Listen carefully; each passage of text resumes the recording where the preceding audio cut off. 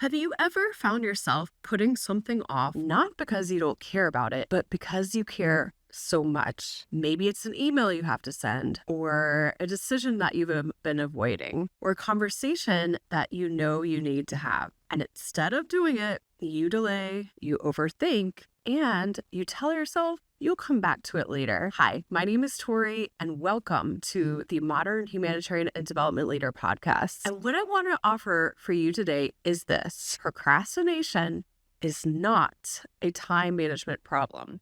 Procrastination is actually not a discipline problem either. It's a thinking problem, because how we think drives how we feel, which drives how we do, or in this case, don't do. So when you're thinking, what if I say the wrong thing, or this might not work, or I need to get this right, or I don't know where to start, you're going to feel hesitant, uncertain, and maybe even a bit anxious. And from that place, you don't take action, you procrastinate. Now, here, where this gets even more interesting, because the leaders that I work with, the ones who care deeply about their work and who want to make an impact, they are often high performers. And what I see again and again is this: procrastination is often just a form of high performance thinking. It's perfectionism, it's over responsibility, and it's trying to control the outcome before you take action. So it might sound like, I just need to think this through a bit more, or I want to make sure this is right before I send it, or this is important, so I need to get it right. But what that creates is delay. It happens to me too. I sit down to write an email and suddenly I find myself paralyzed because I realize I'm actually thinking, I can't let this be wrong. It has to be right. So this delay doesn't just affect you, it impacts your team as well. Because when you delay a decision, your team waits. When you avoid a conversation, confusion grows. And when you overthink, you hold on to ownership that could be shared.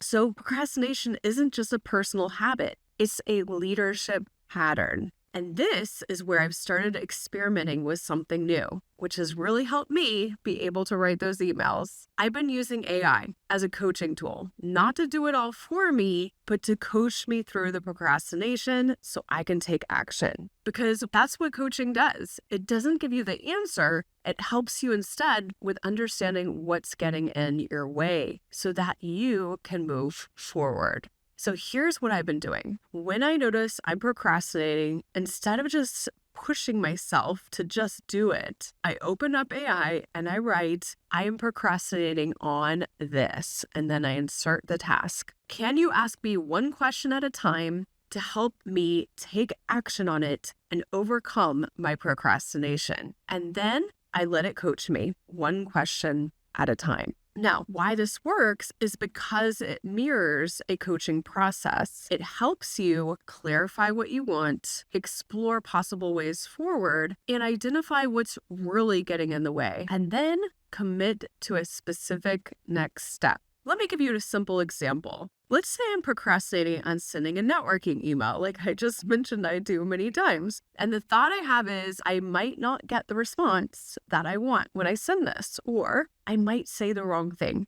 So I feel hesitant. So what do? I avoid writing the email. Now instead, I use AI to coach me through my procrastination. And it might ask me something like, what are you making it mean if you don't get the response you want? And suddenly I can see it. Maybe I'm making it mean that I've failed, that they're not interested, that I've done something wrong. And once I see that thought, I can question it. Is that actually true? Or is that just one interpretation? And not only that, but if I do fail, if I don't get the response that I want, it's better to know sooner than later, so then I can take action again, asking someone else. Then the AI might ask me, what's the worst thing that could realistically happen? And usually the worst case is not nearly as bad as my brain is making it out to be. And then what is the smallest next step that you can take right now?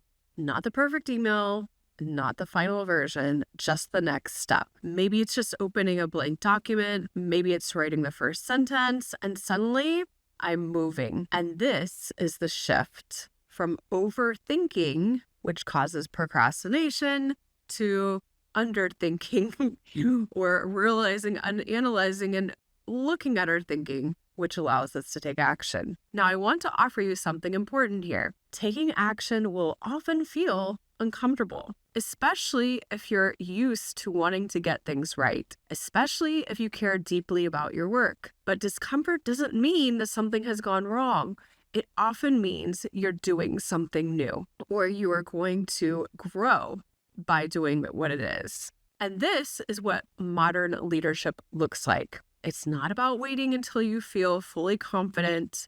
That day may never come. Or fully certain. It's about noticing your thinking and choosing to act anyway. That's what a modern leader does. So if you want to try this, here are a few prompts you can use, and I'll put these in the show notes as well. 1, I'm procrastinating on this task. Ask me one question at a time to help me take action. Help me identify what I'm thinking that's causing me to avoid this, and challenge my thinking if I'm being overly negative or unrealistic. Help me find the smallest next step I can take right now. Because again, AI is not doing the work for you. It's helping you think differently. And when you think differently, you feel differently and you act differently. So here's what I want to leave you with. Your procrastination is not a flaw. It's information. It's showing you what you're thinking and what might get in your way. And now you have a tool to help you work through that. AI can support you, but it cannot take action for you. That part is still leadership. If this resonates, I encourage you to try it today. Take one thing you've been putting off and run this process and see what shifts. And if you want to go deeper into this kind of work and learn how to coach yourself and others without using AI, this is exactly what we focus on inside the Becoming the Modern Humanitarian and Development Leader course, where we look at not just what you're doing as a leader, but what you're thinking, because that's what changes everything. All right, see you next week. Bye for now.